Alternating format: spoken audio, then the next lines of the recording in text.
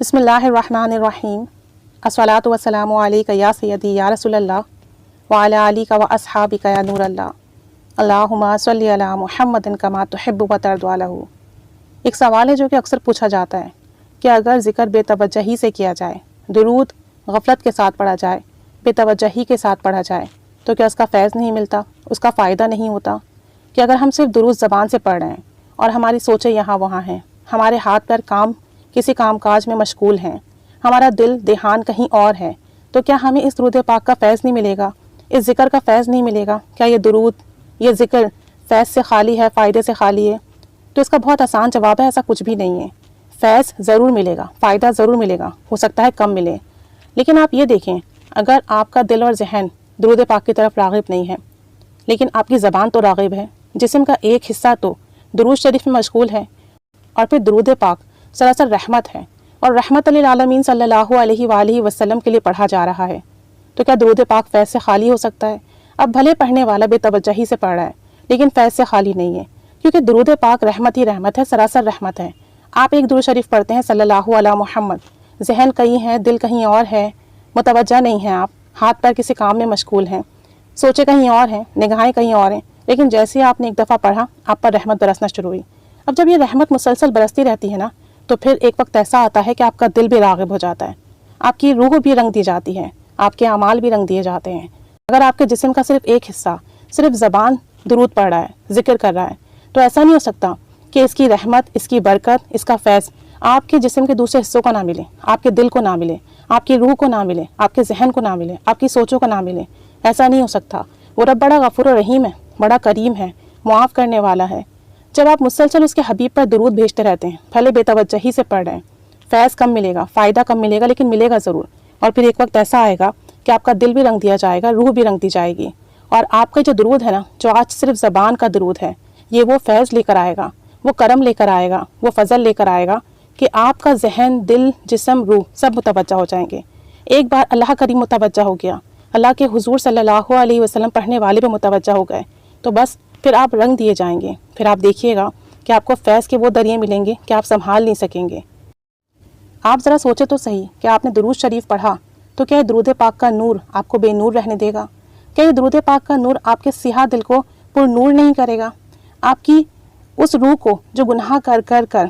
اللہ کی بارگاہ میں حاضر ہونے کے قابل نہیں رہی، کیا وہ اسے پھر سے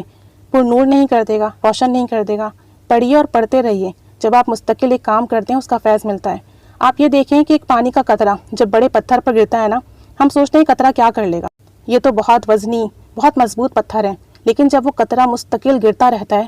ایک وقت ایسا آتا ہے کہ اس پتھر میں سوراخ ہو جاتا ہے۔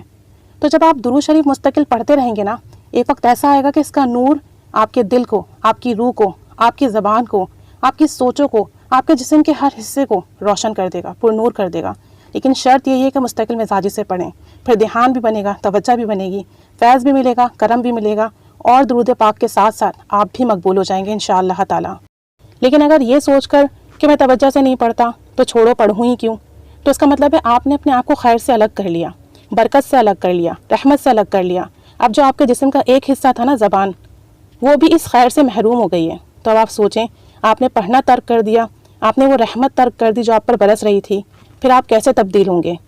تو آپ یہ مت سوچئے کہ بس میری زبان درود پڑھ رہی ہے، میری توجہ نہیں ہے۔ آپ پڑھیے، اللہ تعالیٰ اس کی برکت سے آپ کو توجہ بھی عطا کرے گا، فیض بھی عطا کرے گا، اور پھر ایک وقت ایسا آئے گا آپ سوچیں گے کہ آج نبی کریم صلی اللہ علیہ وآلہ وسلم پر محبت سے درود بھیجوں گا، آج آپ صلی اللہ علیہ وآلہ وسلم کی بارگاہ میں نا یاد کے ساتھ درود پڑھوں گا، تڑپ کر درود پڑھوں گا، رو کر درود پڑھوں گا، آج آپ صلی اللہ علیہ وآلہ وسلم پر باوضو درود پڑھوں گا، کیونکہ یہ درود شریف جو آپ بے توجہی سے پڑھ رہے ہیں، رفتہ رفتہ آپ کو رنگ رہا ہے، رفتہ رفتہ اس کی رحمت آپ کے اعضاء کو متوجہ کر رہی ہے، آپ کے دل کو متوجہ کر رہی ہے، آپ کا دل پھر رہا ہے۔ پھر ایک وقت ایسا آئے گا کہ آپ توجہ سے، دھیان سے، محبت سے پڑھیں گے، تڑپ کر پڑھیں گے، باوضو پڑھیں گے، بس پڑھنا نہ چھوڑیں۔ یہ نہ سوچیں یہ سب شیطان کے وار ہیں کہ اگر توجہ نہیں ہے تو نہ پڑھو، اگر دھیان نہیں ہے تو نہ پڑھو، چھوڑو، اس کا کوئی فائدہ نہیں ملے گا۔ فائدہ ضرور ملے گا، فیض ضرور ملے گا، کیونکہ جن پر آپ پڑھ رہے ہیں نا درود شریف، وہ دیکھ رہے ہیں، وہ جانتے ہیں کہ آپ کس حال میں ہیں، اور وہ آپ کے حال کو بدلنے پر قادر ہیں۔ تو اللہ تعالیٰ سے دعا کریں کہ یا اللہ، اگر میرا درود پاک بے توجہی سے بھی ہے، اور میرے درود پاک میں دھیان نہیں ہے، میرے درود پاک میں اگر توجہ نہیں ہے تو تو اس میں سب رنگ شامل کر دے، کیونکہ میں تیرے حبیب صلی اللہ علیہ وآلہ وسلم پر درود پڑھ رہا ہوں، تو اسے فیض سے خالی مت رکھ، تو مجھے بھی رنگ دے اور میرے درود کو بھی رنگ دے، میری روح کو بھی رنگ دے، میرے دل کو بھی رنگ دے۔ پھر دیکھیے گا ایک وقت ایسا آئے گا کہ آپ کو اس درود پاک کا بہت فیض ملے گا۔ تو جو بھی حالت ہے، جیسی بھی حالت ہے، جس طریقے سے بھی پڑھ رہے ہیں پڑھتے رہیے، پڑھنا قطعاً نہیں چھوڑیے، انشاءاللہ تعالیٰ فیض ملے گا۔ بے توجہی سے پڑھا ہوئے درود کا بھی آپ کو فیض ملے گا، کم ملے گا لیکن ملے گا ضرور، اور ایک وقت آئے گا کہ آپ کا دل توجہ سے بھی پڑھے گا۔ تو امید ہے کہ بات سمجھ میں آ گئی ہوگی اور درود پاک کا سفر نہیں چھوڑیں گے، یہ غلطی نہیں کریں گے، شیطان کی باتوں میں نہیں آئیں گے، شیطان کے بہکاوے میں نہیں آئیں گے، اللہ اور اللہ کے حبیب صلی اللہ علیہ وآلہ وسلم کے در سے جڑے رہیں گے۔ اللہ کریم ہمیں ہر حال میں درود پاک پڑھنے کی توفیق دے، ہر کیفیت میں، چاہے خوشی کی ہو، غمی کی ہو، جیسی بھی کیفیات ہوں ان میں بھی درود شریف پڑھنے کی توفیق دے، اور درود پاک کے رنگ میں ہمیں رنگ دے، ہماری نسلوں کو رنگ دے اور ہم سے راضی ہو جائے، اور ہمیں دین کی، دنیا کی ہر قسم کی خیر عطا فرمائے۔ آمین بجاہ النبی الآمین صلی اللہ علی محمد صلی اللہ علیہ وآلہ وسلم۔ اللہم صلی علی محمد کما تحب و ترضی عنہ۔